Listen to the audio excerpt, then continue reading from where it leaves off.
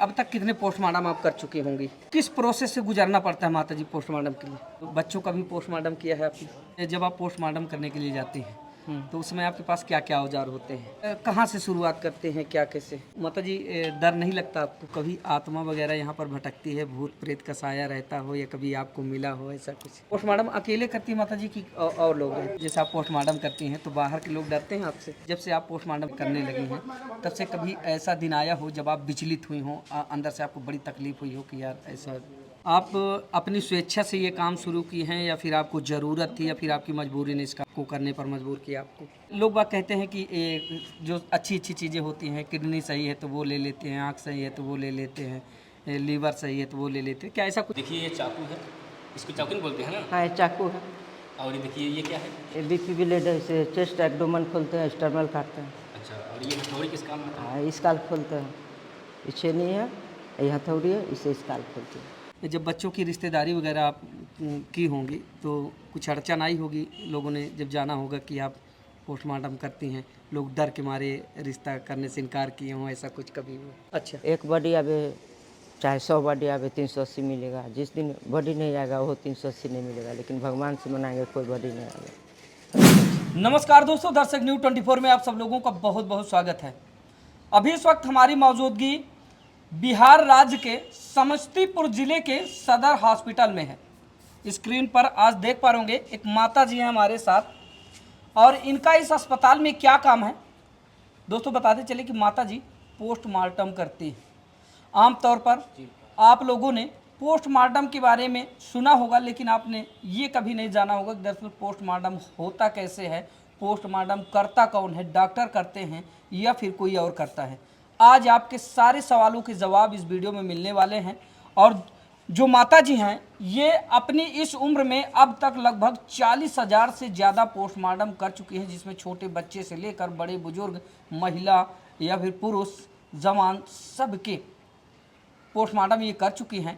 कैसे पोस्टमार्टम करती हैं, पोस्टमार्टम की प्रक्रिया क्या होती है, उसमें कौन कौन से औजार लगते हैं या फिर कैसे कैसे आज तक ये किन किन परिस्थितियों से गुजरी हैं पोस्टमार्टम के लिए, इनको कैसी कैसी प्रक्रिया से गुजरना होता है। बहुत सारे सवाल हैं, आपके सारे सवालों के जवाब इस वीडियो में मिलने वाले हैं, तो आप वीडियो में अंत तक बने रहिएगा। आपको दिखाना चाहिए, देखिए मैं थोड़ा सहयोगी कहूँगा, दिखाए, देखिए उधर लिखा है वो पोस्टमार्टम रूम सदर अस्पताल समस्तीपुर, ये है। तो आइए माता जी से थोड़ा पहले बातचीत करते हैं, फिर उसके बाद आप लोगों को वो सारा सिस्टम दिखाएंगे जहाँ पर माता जी पोस्टमार्टम करती हैं, कैसे करती हैं और क्या कुछ होता है, सब कुछ बताएंगे। माता जी बहुत बहुत स्वागत है आपका। आपका भी स्वागत है। क्या नाम हुआ माता जी आपका? मंजू देवी। मंजू देवी। माता जी वैसे उम्र नहीं पूछनी चाहिए, लेकिन दर्शक थोड़ा जानना चाहेंगे क्या उम्र चाहिए, जो उम्र है से बताएंगे। अच्छा, क्या उम्र होगी माता जी? 50। 50। हम सदर हॉस्पिटल मौजूद है माता जी। कब से आपने ड्यूटी ज्वाइन की यहाँ पे? 2000 ईस्वी से। सन 2000 से। तो गवर्नमेंट एम्प्लॉई हैं, सरकारी हैं आप?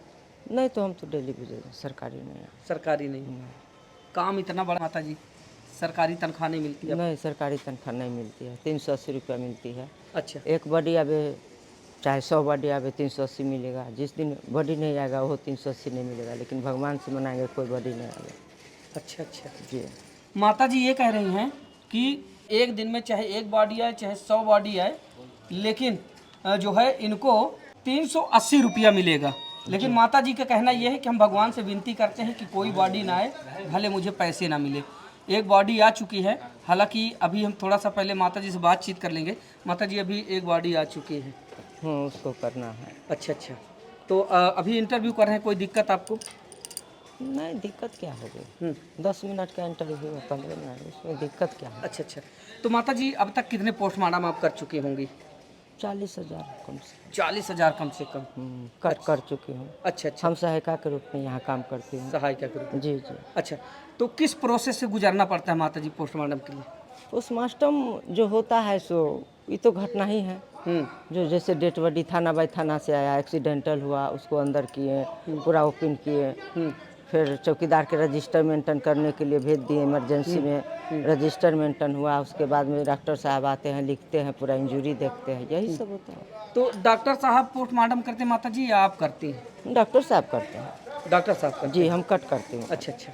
अब तक लगभग 40,000 पोस्टमार्टम आप कर चुके हैं। जी जी कट कर चुके हैं। अच्छा, तो कहाँ से शुरुआत करते हैं, क्या कैसे?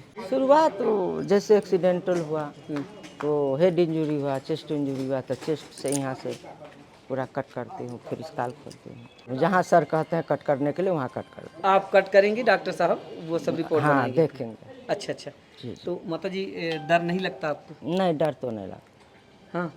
अच्छा, कभी जब से आप पोस्टमार्टम करने लगी हैं तब से कभी ऐसा दिन आया हो जब आप विचलित हुई हों, अंदर से आपको बड़ी तकलीफ हुई हो कि यार ऐसा नहीं नहीं कांप गई हों आप? नहीं ऐसा कभी नहीं हुआ। हाँ। ऐसा तो कभी नहीं। बच्चों का भी पोस्टमार्टम किया है आपने? हाँ मेरा लड़का करता है। अच्छा, आपके घर के हाँ दो लोग हैं? लड़का करता है हाँ। तो बच्चों के उसमें रहते हैं? हाँ बच्चों के भी पोस्टमार्टम मैं करती हूँ। तो एक दिन का बच्चा आता है उसको भी हम कट करते हैं। जी। अच्छा एक काम है तो करना पड़ेगा ना। अच्छा अच्छा। नहीं करेंगे तो कैसे चलेगा। हाँ। इसी काम के लिए तो हम यहाँ पर हैं। पोस्टमार्टम अकेले करती माता जी की और लोग रहते हैं? नहीं डॉक्टर साहब रहते हैं, हम रहते हैं। अच्छा माता जी, आपके इस काम से बाहर के लोग डरते नहीं हैं? जैसे आप पोस्टमार्टम करती हैं तो बाहर के लोग डरते हैं आपसे? नहीं नहीं डरने की कोई बात नहीं, डरता है लोग सब। हाँ। लेकिन हम उसको समझाते हैं कुछ नहीं है। हाँ हाँ। और घर के लोग, बच्चे या फिर? हाँ बच्चा तो मेरा पूर्वज का काम है। माता जी, जब आप पोस्टमार्टम करने के लिए जाती हैं तो उस समय आपके पास क्या क्या औजार होते हैं? उसमें बीपी ब्लेड रहता है, 2 चाकू रहता है, हाँ सुई धागा रहता है, कैंची रहता है, हाँ हाँ। छेनी हथौड़ी रहता है, यही सब है। अच्छा, छेनी हथौड़ी किस काम आता है? स्काल खोलने के लिए। ये खोलने के लिए? हाँ स्काल। और बाकी चीज़ें? बाकी बीपी ब्लेड से चेस्ट एब्डोमेन काटते हैं, हाँ पूरा चीरते हैं, स्टर्मल काटते हैं। हाँ बड़ा चाकू से भी स्टर्मल कटता है। हाँ। मतलब जिस घड़ी जे औजार से काम हो उस औजार हम इस्तेमाल करते हैं। अच्छा, और पोस्टमार्टम में कौन कौन से जगह पर ज़्यादा मतलब प्रभावशाली होते, किन जगहों पर ज़्यादा ध्यान दिया जाए या फिर उन चीज़ों को ज़्यादा निकाला जाता हो? नहीं नहीं निकाला कोई चीज़ नहीं जाता, कोई पार्ट? कोई पार्ट नहीं। जैसे कि लोग बात कहते हैं कि जो अच्छी अच्छी चीज़ें होती हैं, किडनी सही है तो वो ले लेते हैं, आँख सही है तो वो ले लेते हैं, लीवर सही है तो वो ले लेते हैं, क्या ऐसा कुछ होता है? नहीं ऐसा कुछ नहीं है, वो सब नहीं होता है। पॉइजन केस में थोड़ा थोड़ा पार्ट काट के रखते हैं, 7 पार्ट। हाँ lungs, heart, liver, spleen, kidney, हाँ। स्मॉल इंटेस्टाइन, स्टमक, 7 को पार्ट उसको जांच के लिए थोड़ा थोड़ा जाता है, पॉइजन वाला के लिए। अच्छा अच्छा बाकी कुछ नहीं निकलता, अच्छा अच्छा। बाकी कुछ। अच्छा अच्छा माता जी, ये अंदर स्मेल भी आती होगी, बदबू भी आती होगी, तो मुर्दा घर है तो कैसे स्मेल आप? तो हम लोग को तो आदत सी हो गया, अब स्मेल भी नहीं लगता है।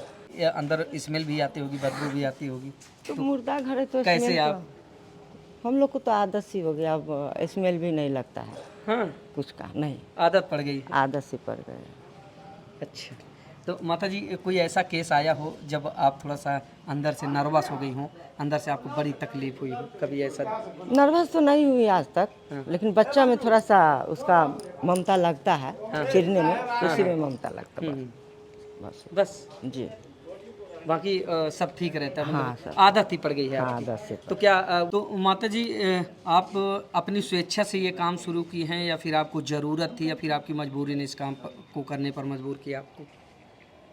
2001 में मेरा हस्बैंड भी लीवर कैंसर में पीड़ित थे, और उसके बाद में मेरा सासू माँ भी बीमार थी, दमा पेशेंट थे, बच्चा सब छोटा छोटा था। तो सासू माँ का एक काम है, तो काम मेरे हमको सासू माँ ने दे दिए, तो यही काम किए, इसी से बाल बच्चा को भरण पोषण किए, सासू माँ को भी देखे, हस्बैंड को भी देखे। अंत में जाकर के बहुत सारा उसको इलाज में पैसा भी लगा, नहीं बच पाया, उस दिन से हम कर रहे हैं। यानी कि मजबूरी थी इसके पीछे? हाँ समझिए मजबूरी। कितने बच्चे हैं माता जी? 5।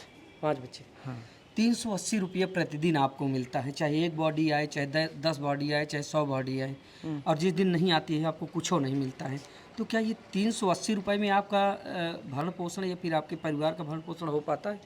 वो तो अब मिल रही है, पहले तो 110 मिलता था 2008 में, 6 में, 10 में। आप 380 रुपया 2001 से मिल रहा है, अति 21-22 से मिल रहा है। दोस्तों, सबसे रिस्की काम माता जी, मंजू माता जी हैं, ये करती हैं, पोस्टमार्टम करने का काम करती हैं, चाहे किसी भी तरह की बॉडी हो, पोस्टमार्टम करती हैं, डॉक्टर का सहयोग करती हैं, फिर डॉक्टर रिपोर्ट तैयार करते हैं, लेकिन बावजूद उसके इनको गवर्नमेंट सैलरी के हिसाब से अगर कहा जाए तो एक लॉलीपॉप जैसा मिलता है, मतलब कि 380 रुपया क्या है, इतना तो एक दिहाड़ी मजदूरी करने वाला मजदूर कमा लेता है, इनसे बेहतर तो वो है। लेकिन बताइए इस बेबसी के पीछे, इस मजबूरी के पीछे की जो इनकी कहानी है वो आपके दिलों को झकझोर कर रख देगी। मतलब अपने परिवार को, अपने बच्चों को, उनका लालन पालन करने के लिए इन्होंने ये कदम उठाया और इनकी उम्र लगभग 50 वर्ष है और अब तक इन्होंने लगभग 40,000 से ज़्यादा बॉडी का पोस्टमार्टम कर चुकी हैं और अभी भी लगातार सेवा दे रही हैं। तो माता जी इसको हम गवर्नमेंट सैलरी क्या बोले? इसको परमानेंट किया जाता है। हाँ, जो यहाँ 4th ग्रेड का जगह है, हम लोग को तो 4th ग्रेड में ना आता है। अच्छा अच्छा। 4th ग्रेड का हमको जगह चाहिए। ये तो मिलती है सरकार से कि हमको जो इतना दिन से सेवा किए हैं, हाँ। जो हमको प्राथमिकता दिया जाए, 4th ग्रेड का दर्जा दिया जाए, यही मिलती है। यार क्या कहेंगे आगे? ये चीज़ मैं कहना चाहूँगा बिहार सरकार से, ये आवाज़ अगर आप लोगों तक जाती है तो कम से कम इस बेबस लाचार माँ का सहयोग करें। अभी तक ये आपके सरकारी हॉस्पिटल में अपनी सेवा देती चली आई है, तो कम से कम इसको भी एक अच्छा जीवन जीने का मौका दे, इनके बाल परिवार को अच्छा जीवन जीने का मौका दे, इनको परमानेंट किया जाए। भले 4th ग्रेड में रखा जाए लेकिन इनको परमानेंट किया जाए। बताइए भला 380 रुपया आज के समय पे क्या है? अगर आप मार्केट 500 रुपये की नोट लेकर सब्जी लेने के लिए जाते हैं तो घर लौटते समय 500 रुपये आपके पास नहीं बचता है। तो बताइए 380 रुपये में ये कैसे अपने परिवार को चलाती होंगी? वो भी जिस दिन बॉडी नहीं आती, इनको नहीं मिलता है। उस पर जब हमने बातचीत किया तो उन्होंने कहा कि मैं तो ईश्वर से प्रार्थना करती हूँ कि कभी कोई बॉडी ना आए। तो माता जी और कैसी कैसी दिक्कतें हैं आपको, आप बताइए। दिक्कत वही है कि हमको परमानेंट किया जाए। इतना दिन सरकार की सेवा किए फ्री ऑफ कॉस्ट में, 380 रुपया में क्या होगा? नहीं होता है, दिक्कत होती है। 5 गो बच्चा है, एगो लड़की के शादी की, एगो लड़का के शादी की है। अभी एक लड़का 2 लड़की जुड़वा है जो 22 साल के हो चुकी है, उसका भी शादी उदी करना है।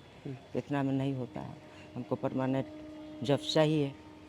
आज यहाँ जो सुविधा नहीं है, सीमेंट बालू का बेड होना चाहिए, सो नहीं है, पानी नहीं है, ये सब का सुविधा होना चाहिए। यानी यहाँ असुविधाएं भी हैं। हाँ, मकान तो नया बना है लेकिन थोड़ा सा दिक्कत इसमें है कि सुविधा उतना नहीं है। चबूतरा होना चाहिए बॉडी रखने के लिए। हाँ हाँ है ना? हाँ, जिसमें पोस्टमार्टम होता है वो सीमेंट बालू को होना चाहिए। 7 फीट लंबाई और 4 फीट 5 फीट चौड़ाई, वो नहीं है, स्ट्रेचर पर पोस्टमार्टम होता है। अच्छा माता जी, जब बच्चों की रिश्तेदारी वगैरह आप की होंगी तो कुछ अड़चन आई होगी, लोगों ने जब जाना होगा कि आप पोस्टमार्टम करती हैं, लोग डर के मारे रिश्ता करने से इनकार किए हों, ऐसा कुछ कभी हो? सवाल तो उठा है, फिर हमको जानकारी जब हमको समझे, बात किए, परखे तो कहे कोई दिक्कत नहीं। हाँ हाँ, अच्छा अच्छा। यहाँ पर मेरा काम है सो हम काम करते हैं। हाँ और घर पर जाते हैं अपना फैमिली के साथ तो दूसरा बात हो जाता है। नॉर्मल से जैसे यहाँ नॉर्मल है वहाँ घर पर भी नॉर्मल है। अच्छा माता जी, बच्चे कभी पूछते हैं घर में जाने के बाद कि मम्मी कैसे करती हो और कैसे ये सारी चीज़ें? नहीं नहीं नहीं, ये तो मेरा पूर्वज का काम है, शुरू से तो बच्चा लोग को ही देखते आया है, तो क्या पूछेंगे। हाँ हाँ, दादी हमारा ससुर किए, ससुर का दादी फुलझारो देवी किए, बंगाली मल्लिक हमारा ददिया ससुर किए, हमारा अपना ससुर रामजी मल्लिक किए, भोलिया देवी मेरी सास की, मेरा हस्बैंड किया, अब हम कर रहे हैं, मेरा बच्चा करता चला है। हाँ। अच्छा तो क्या माता जी, पूछेगा? आदत एक चीज़ और बड़ी बात होती है, जानने की जिज्ञासा होती है। पोस्टमार्टम हाउस में जाहिर सी बात है कि डेड बॉडी आती है, तो कभी आत्मा वगैरह यहाँ पर भटकती है, भूत प्रेत का साया रहता हो या कभी आपको मिला हो ऐसा कुछ? हम तो आज तक नहीं कुछ देखे। हाँ तो नाट में भी पोस्टमार्टम करते हैं, हाँ 12 बजे, 1 बजे, 2 बजे रात में। हाँ, हम तो आज तो ऐसा तो कुछ नहीं देखे आत्मा। और पोस्टमार्टम हाउस में भूत वूत नहीं रहते? वो हम नहीं बता सकते, वो तो नहीं है, हम तो समझते नहीं है वो कुछ। आपको कभी मिला नहीं? नहीं, हमको कभी नहीं मिला। अच्छा, नहीं, हम कभी नहीं देखे। तो डर नहीं लगता मंजू माता? नहीं, डर तो नहीं लगता। हाँ डर नहीं लगता, डरिएगा तो परेशान करेगा। बिल्कुल, डट के सामना कीजिए। हाँ। भूत क्या? मंजू माता जी को देखकर पोस्टमार्टम हाउस में भूत भी भाग जाता है। हाँ, भूत भी भाग जाता। हाँ, कि कहीं मेरा ही पोस्टमार्टम ना कर दे। चलिए अब मंजू माता जी के साथ हम चलेंगे अंदर और इनका वो स्थान दिखाएंगे जहाँ पर ये पोस्टमार्टम करती है, उसमें कौन कौन से औजार ये इस्तेमाल करती है। तो वीडियो में अंत तक बने रहिएगा। आइए चलते हैं माता जी, दिखाते हैं वो जगह। चलिए।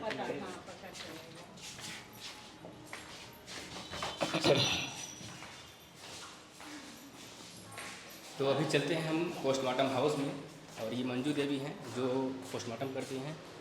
देखिए ये औजार है, ये औजार जो है। मंजू देवी जिससे चीर फाड़ करती हैं, जो डॉक्टर साहब आते हैं और ये चीरें लगाती हैं। देखिए ये चाकू है, इसको चाकुन बोलते हैं ना। हाँ, ये चाकू है। और ये देखिए ये क्या है? ये बीपी ब्लेड है, इसे चेस्ट एब्डोमेन खोलते हैं, स्टर्नल काटते हैं। अच्छा, और ये हथौड़ी किस काम में आता है? हाँ, स्काल खोलते हैं। ये छेनी है, ये हथौड़ी है, इसे स्काल खोलते हैं।